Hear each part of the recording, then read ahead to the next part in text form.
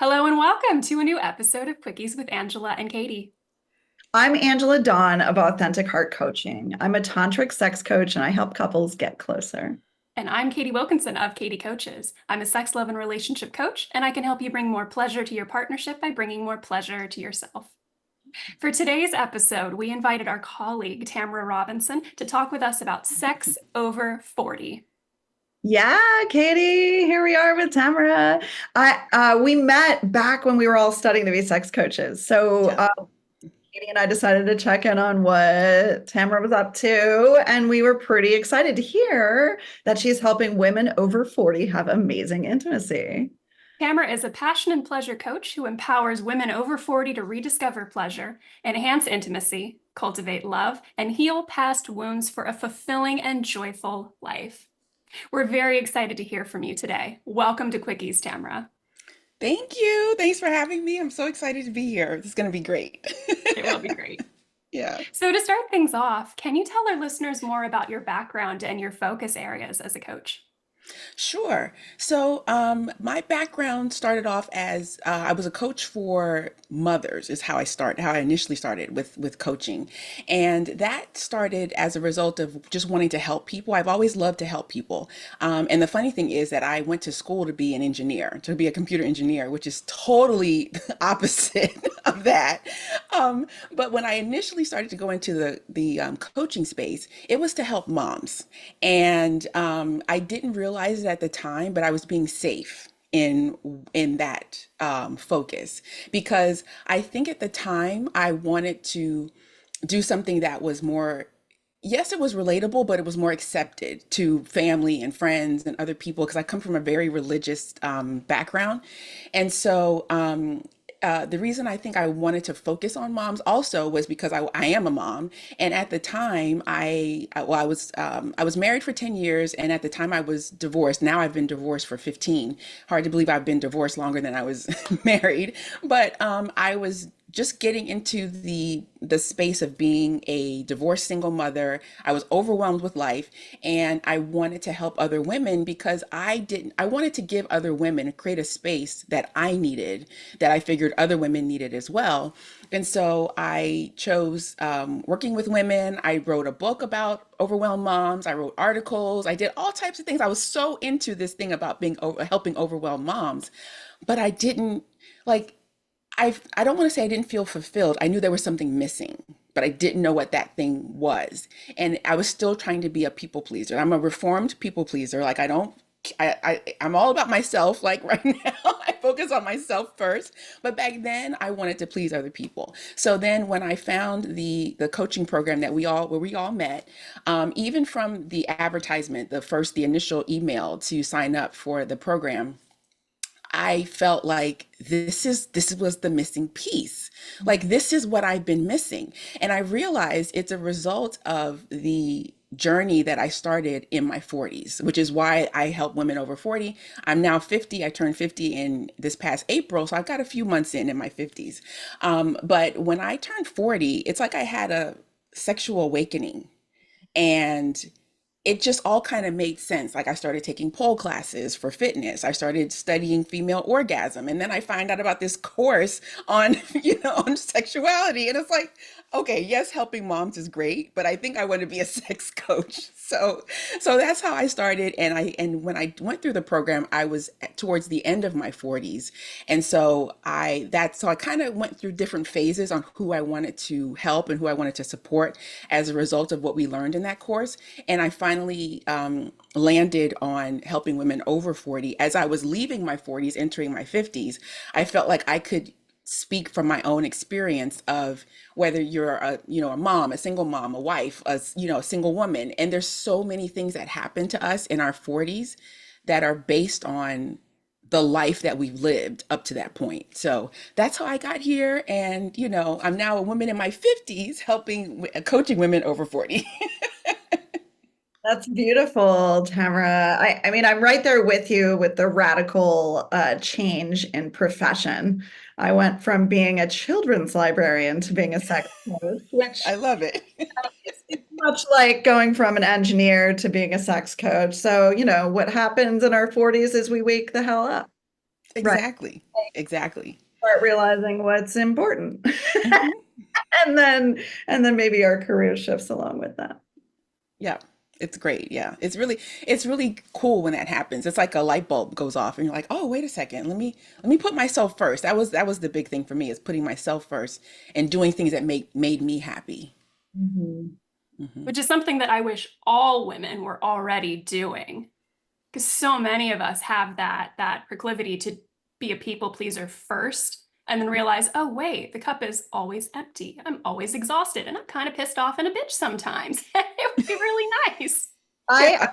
warn you all that I'm like a little fired up about menopause and perimenopause right now. And so I was just thinking about this very thing this morning, right? Like that one of the things that comes to you as you get into your 40s as a woman, hopefully, not all women get it, but Hmm. there is like a slowing down into like a natural feminine rhythm.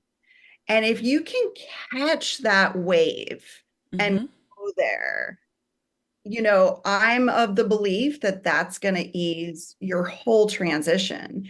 And the thing is that I think that's the wave we should have all been on at this from the beginning. Yes, definitely. But we were running around acting like men with boobs, going at their pace, on their rhythm, on their cycle, because our entire society is built on the male hormonal cycle, not the Hmm. female hormonal cycle, right? So, yeah, that's just a little tirade that I'm on right now, but I'm excited to see where we go in today's conversation. Yeah, Oh, yeah, that's true. Yeah, that's another conversation too. I got so much to say on that too. But I'll focus. I'll stay focused. so today we'd like to talk about your work to help women embrace their body and also how menopause impacts pleasure and intimacy. Okay, great. I love that topic because, like Angela said, I'm also embracing menopause. I don't. I think I'm in perimenopause. Like, and that's the thing. I don't even know where I am right now. Like, I talked to my gynecologist, and she said that you're in full menopause when you've gone 12 months without a period. And I'm like, oh, okay. So the funny thing is that we're doing this episode now is that last month, July, was the first month that I didn't have a period. And I'm like, oh, because I have my app. I'm very, very anal that way. I have my app. And I'm like, oh, it should start this day, And I went through the entire month of July and I didn't have a period. I'm like, oh, am I starting like my 12-month process? And then of course on Monday my period starts. So I'm like, okay, let's just go with the flow. So, and I have heard that from my mom and other women in my family that it can be a little spotty. Like you can miss a month and then it comes back.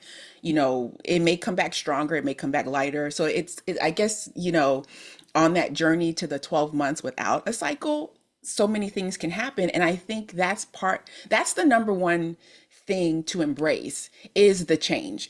Well, that's funny that I said that because women used to call it the change. I didn't even mean to say that, but embracing the change of the change. And it's like every other stage of life, from infant to toddler to teenager to 20s, 30s, 40s, every stage of life, we've had some form of change and we all made it through, those changes in the past. And so when you get to menopause, it's about continuing to embrace that change. And I think, like Angela mentioned earlier, if we all knew how to embrace our bodies in the past when we were younger, I think it makes that process even better. The embracing your body, embracing, this menopause belly. I love my menopause belly. Like I love, like, I'm not, if she wants to leave, that's fine too.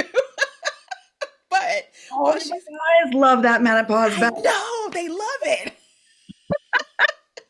I know they love it. There's more to hold on to, more to love, and more to keep them warm too. They love all of this. But I love my body, and if I go a month without my cycle, okay, great. If it comes back like what just happened, okay, great. I'm not in a place in my life where I'm dreading menopause. And that's what I grew up hearing. I grew up hearing women dreading menopause and hating themselves.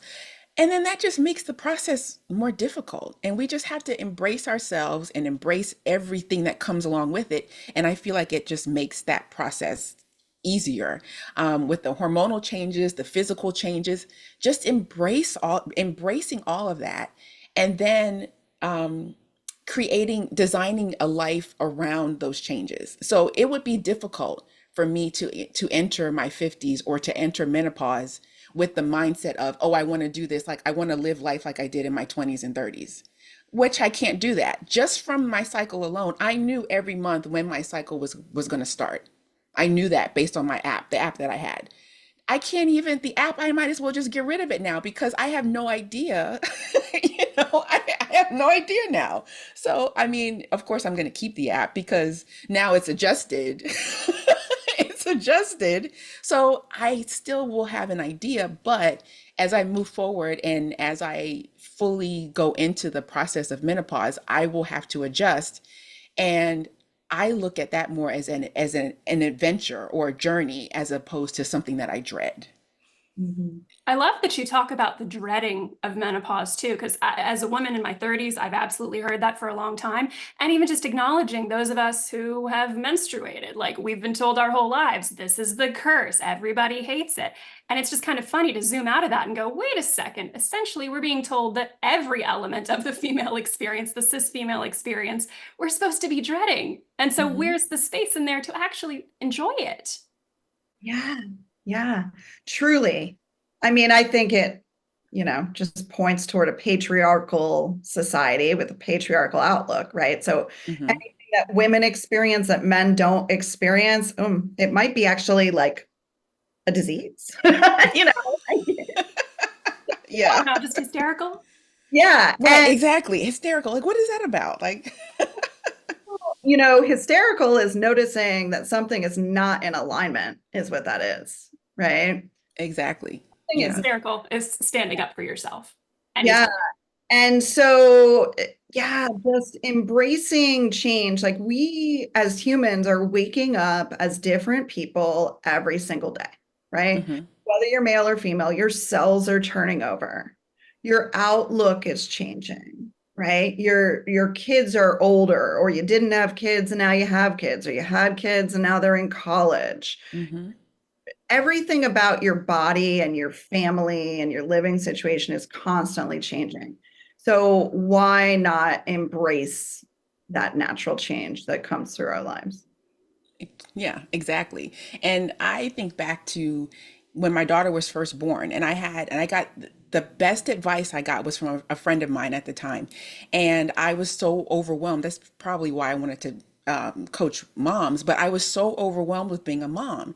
And she said, well, she said, are you trying to fit your daughter? Are you moving with the process or growing into the process of being a mother, or are you trying to fit your daughter into your life of a single person or a person, a married couple without a child? She said, if you keep trying to fit her into your life before you had her, you're always going to be overwhelmed. And so I took that Mhm. into my life as a mother, and then I took that into other phases of my life as well. And now as a mother with a 20-year-old, I'm starting to teach her what I didn't get in my 20s. So she embraces self-care when she's in college. I'm like, you go into the bathroom or go into the dorm when your roommate's not there and just hug yourself or massage your breasts or whatever you need to do to ground yourself and all those things. And she's like, okay.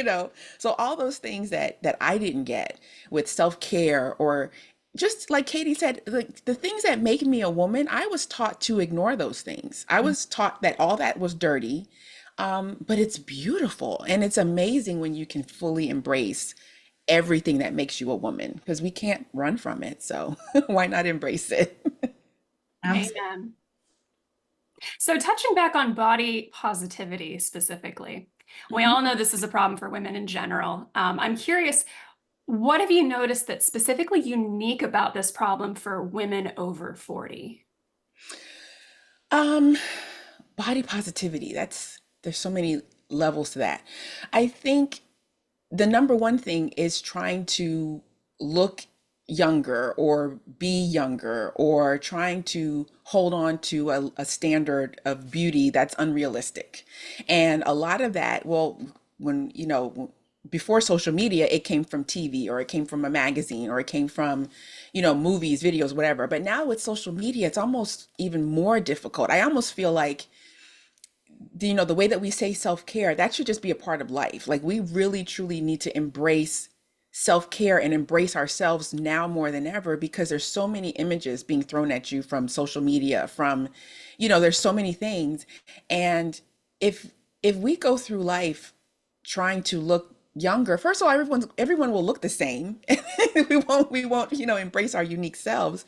But then we can't truly be our full selves. Like, I don't want to look like I did in my 20s. Obviously, I look similar because it's still me, but I want to look like the me now. I want to look like, when I was in my 40s. I wanted to look like I was in my 40s. I want to look like I am in my 50s, and embrace all of that, because then I can wake up every day and truly love the person that's staring back at me in the mirror. Because there was a time when I didn't feel that way. There was a time that I looked in the mirror and I didn't love the person staring back at me. And that's something that I've heard some of my clients say, that, that women come to me for help with intimacy or pleasure or whatever. But then part of the work that I do is I want to know, well, not only, okay, you come to me for intimacy, but what else do you desire? I really focus a lot on desires. So what is it that you desire? And then I work my way backwards to figure out, well, why aren't you getting that desire right now? And usually it's because of the way that their body, they think that just because this model or this actress or this influencer has this rail thin skinny body, that she has to look that way, or that she thinks her man won't appreciate her if she doesn't look a certain way, or she won't appreciate herself if she doesn't look a certain way. And so the work that I do is to help women embrace. It's a process, because if you're in your 40s and you don't love yourself, it's a process. We've got to kind of deconstruct things that you've kind of unlearn what you've learned from the past, either from childhood or past experiences. But it's a journey of loving yourself, and it's a journey of embracing who you are right now, instead of trying to fit into a box that someone else has created. So it's like getting rid of the body shaming, getting, and body positivity it embraces all of that. There's so much I can say on it. Yeah, Yeah. I mean, this is so real, ladies. And, I'm in this demographic, right? I'm 48, and it's compounded once you're over 40, the body image issue, because, we all grew up, like you said, looking at movies and TV and magazines, right? The ultra thin models, and seeing like Hmm. unrealistic bodies in the media, right? So we all grew up with this body shaming and the conditioning around that, but it actually gets worse as you age, because there's so few realistic depictions of aging women in the media, right? Everything is about defying gravity or defying age or looking younger. And I don't know, you know, maybe I want to look younger. I'm fine with how I look. And guess what? I'm having much better sex now at 48 than I was when I had a tighter body and smoother skin. So Yes. if the not so good stuff comes back with with the younger looking face or whatever. Yeah, no, thank you. I'll take what I've got. Yeah. And Yeah. it's wild to me that like throughout the cis female experience, we are marketed those anti-aging products. Like I've seen this trend of like 10-year-olds using Sephora, like drunk elephant products and whatnot, and stuff that's designed for people with older skin. And it's like, wait a second. Who's telling these little babies, they're not even 18 yet, that they need to be doing the anti-aging stuff? Like I remember one of my college roommates, she had an anti-aging face cream that she used to use. And I'm like, why? Why? And now I realize, like, oh, that's just clever marketing to tell Yeah, women, hey, your worth goes down over time, allegedly. Decided by who? Decided by people who want to sell you things. yeah. Yeah. Hmm. The media has a stake in our insecurity. If we are secure, we won't buy their stuff, Hmm. right? So it's really the problem really becomes capitalism, but Yeah, that's really what it is. Yeah. not a political They're podcast. trying to sell us a dream, or sell us something that's so unrealistic that they Mhm. just want us to continue buying those products, and because it's never going to happen. There's no way to reverse aging. I guess if you, it may be through Botox or plastic surgery, which is okay, but Care of yeah. your body and Hmm. using the right antioxidants. And we all know there are things that we can do to care for the body, but the body has a trajectory, right? We don't live forever. And, Right. cellular change is part of that. Like we can do things that are healthy, but that's not really what the media is having us do, right? They're actually having very young women getting Botox as a prevention strategy. All that means is they're going to have Botox for longer, which means they're going to be a better, right? Hmm. So that's really what it comes down to. And I think, everybody, if you really want the, you know, the chin lift or what, go for it, right? If that's really going to make you feel good about yourself. But like, let's peel back those layers. What is happening in your brain because you've been marketed to? Hmm. I think there's nothing more beautiful than an older woman who feels absolutely completely confident in her skin, where you can see things on her that other women might have chosen to change, but she's like, no, fuck it. I'm a Yeah. queen. I'm a goddess. I feel amazing. I'm radiant. That kind of person is just magnetic. Who's not drawn to that power? You can feel it. Yeah. Yeah, Yeah. Yeah. absolutely. I love that. Yeah, that's so good. The power, the radiance, it is empowering to love yourself and to love all of you. And I know, for myself, I wish I had experienced this when I was younger. It's like I look back at pictures of myself now in my 20s and 30s. I'm like, why was I so critical of my body, of what I thought was a wrinkle or what I thought was, was a fat? I'm like, I wish I had that body now, but I love the body that I'm in now. I'm like, why didn't I should have appreciated her back then? But We yeah. had the conditioning throughout our lives, right? Hmm. That's true. Conditioning was there throughout our lives, and luckily we're in our 40s and we're unwinding it now, right? Hmm. Yep. And like you said, having the best sex ever. Amen. Hey, no question. No question. Best sex ever. Yeah. So, Tamara, is there a specific technique or a short practice that you could share with our listeners to help them if they're working on their own body positivity? Sure. Yeah. We can. I love the mirror affirmations, and just really big on affirmations and mantras and things that really and basically positive speaking. Using your words to speak positivity on your life. And so the mirroring exercise that I have is the listeners can either place both hands on their heart, or one hand on their heart, one hand on their belly, and just take a few deep breaths. And I have three quick little affirmations that they can recite. And so the first one is, I honor my body as the home of my spirit, and I treat it with love and respect. And then just take a deep breath and just let that sink into your body. And then the second one is, with each breath, I accept myself more fully and I celebrate the wisdom my body holds, because our bodies are full of wisdom. And then the third one, I am beautiful, strong, and radiant at every age, and I embrace the changes with grace and gratitude. And just take a moment to breathe in those words. And whether you can say all three at once, like for a few days, or maybe take one and focus on that. The idea is that it takes 21 days to create a habit. So if you want to focus on one for 21 days and the second one, or focus on all three, whatever you need to just ground yourself and feel good about yourself and uplift yourself all at the same time, and speak those positive words over your body. Oh, that is so beautiful and so grounding. Mhm. Thank you. I love it. I love affirmations. Also journaling. If you want to write those down, that's a great practice as well. Yeah. And I'm also just going to jump in and say, if you're doing these affirmations and you're feeling like a lot of resistance and a lot of negativity, that's a great point to call a coach, Mhm. right?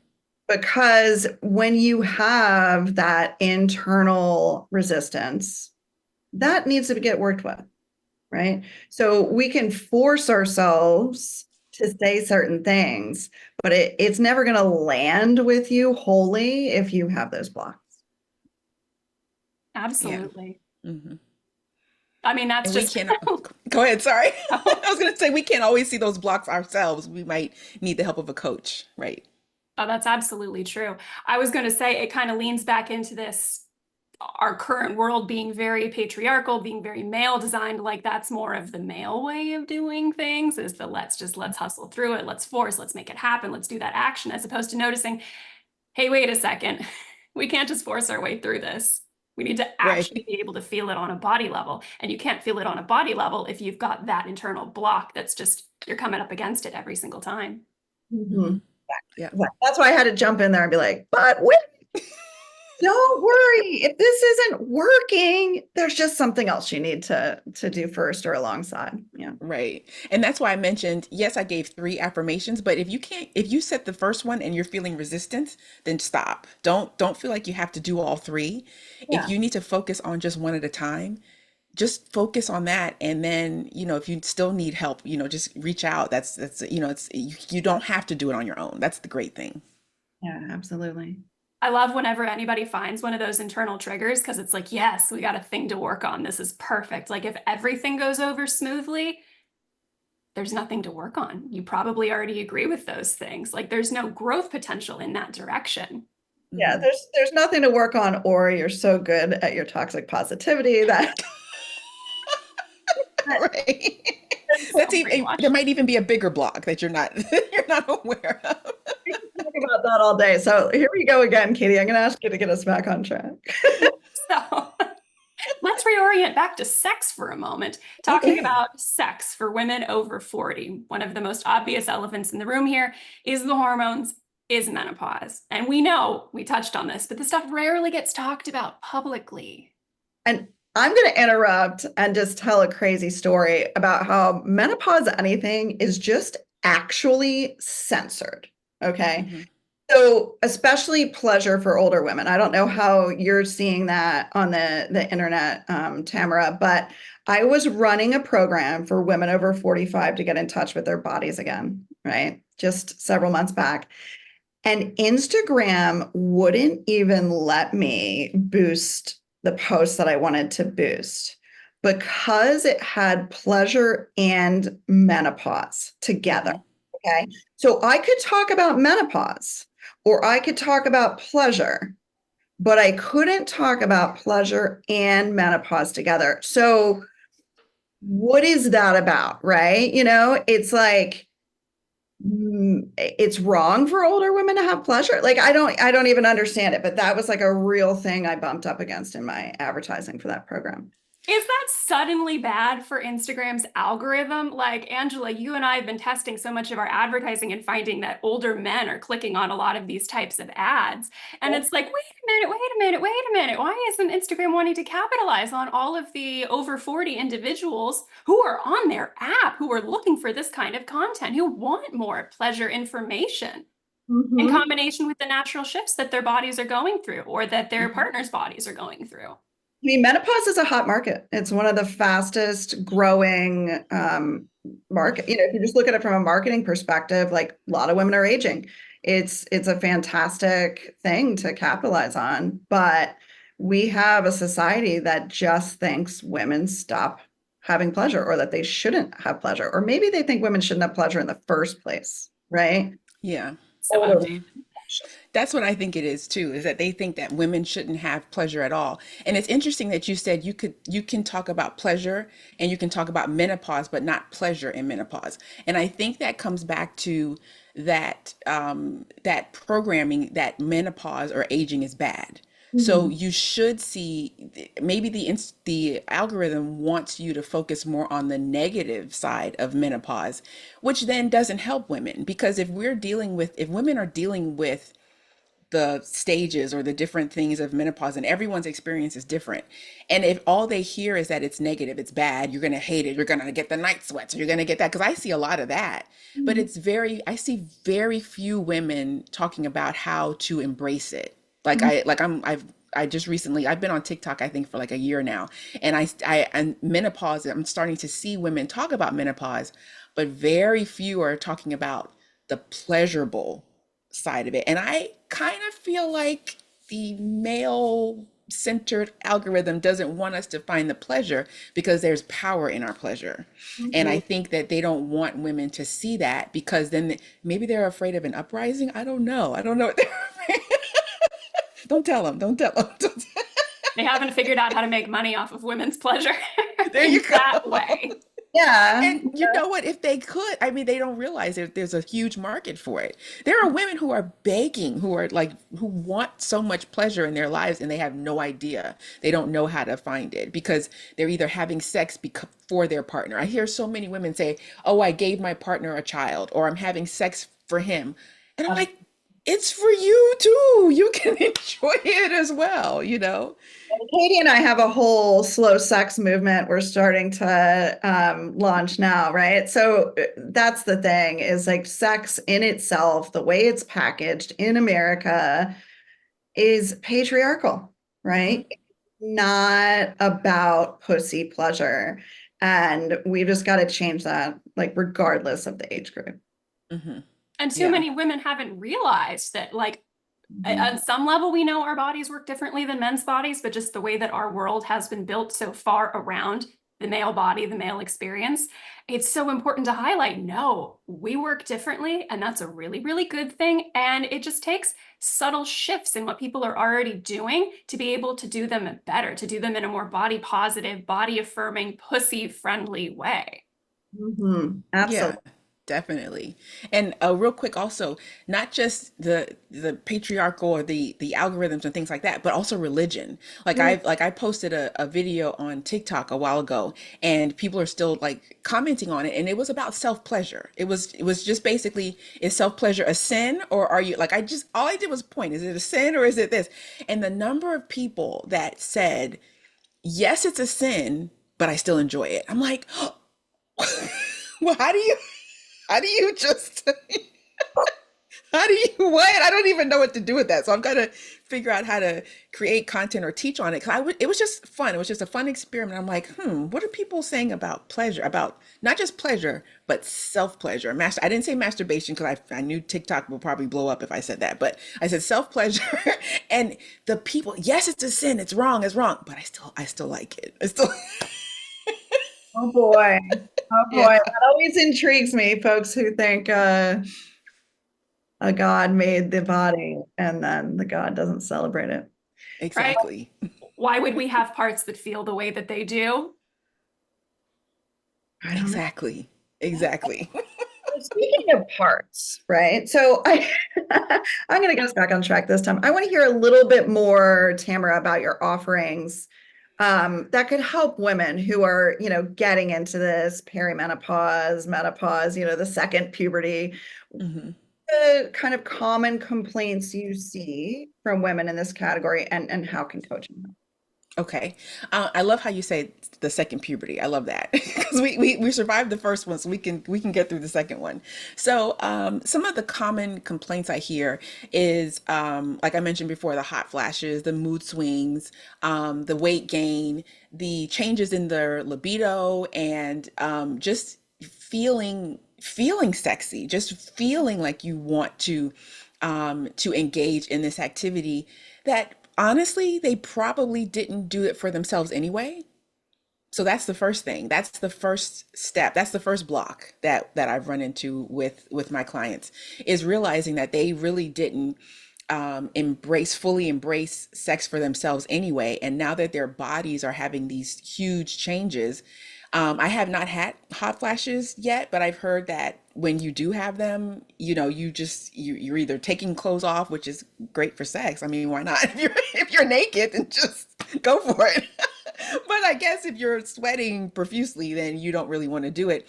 But then the mood changes come in, and if you're already not enjoying sex, if you're it's weird. It's like you've gotten yourself into this pretzel, and not in a good way, because you feel like you're engaging in sex or engaging in this activity for your partner, and then you start having these changes in your body that you're having even more resistance to it because your body is changing. You've got to unlearn all these things. You've got to first go back and embrace your body and embrace who you are at the moment, then embrace all of the stages and all of the symptoms, or all of the, I don't even know what to call them, but all the things that come with aging and menopause. And then you can then have, surprisingly, women finding out that they can then enjoy sex on a different in a different way and on a different level when they truly do it for themselves and not for the pleasure of someone else. Right. Yeah, Yeah. absolutely. So, but it's the hot flashes, the mood swings, even the sleep disorders, and it's so many things that come with menopause, and no one's journey is the same. Everyone's journey is a little bit different. And like I said, I don't necessarily coach specifically on menopause. Maybe I might, I'm actually creating a course not on menopause, but now this podcast, this interview, this conversation is making me think that maybe I could.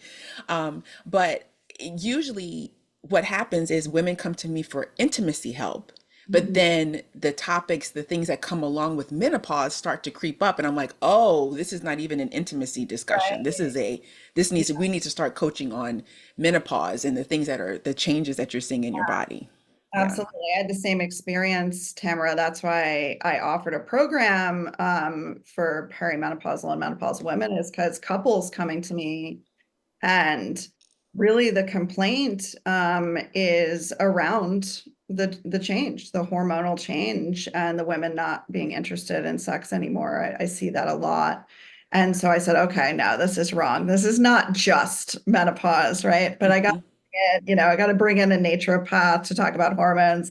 I need to bring in an expert on Chinese medicine. I need to bring in a pelvic floor therapist. So I brought in all of these medical professionals in addition to the piece that you and I do, that we know, that is like the unlearning and the learning Yes. to love your body and really embrace pleasure for the sake of pleasure and the fact that you deserve it. Hmm. Yes, the deserving piece. That's a big one.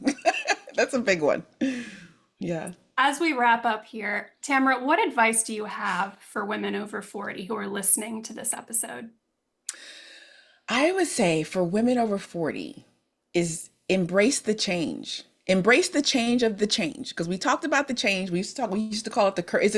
Is it menopause that's the curse, or the menstrual cycle that's the curse? The curse. Menopause is the The change. Yeah. change. Okay. So we want to embrace the change of the change, because it's going to happen. If you had the curse, if you've had a period, you're going to go through menopause. So just embrace it and don't dread it. Like, feel the, well, I don't want to just jump to excitement, because not everyone finds excitement in aging, but feel, embrace the wisdom of your body, because your body knows what to do. Your body will automatically go into it. So embrace that. And then also prioritizing self-care. That was a huge one for me. That was a big one for me. And I know that self-care is a buzzword nowadays. It should be natural. It should be something that we do naturally. And self-care is whatever you need to take care of yourself. So I would say embrace the change and prioritize self-care. Those are my two tips. Oh, beautiful, Tamara. Embrace the change and prioritize self-care. I think that those are great words to end on today, Katie, don't you think? Absolutely.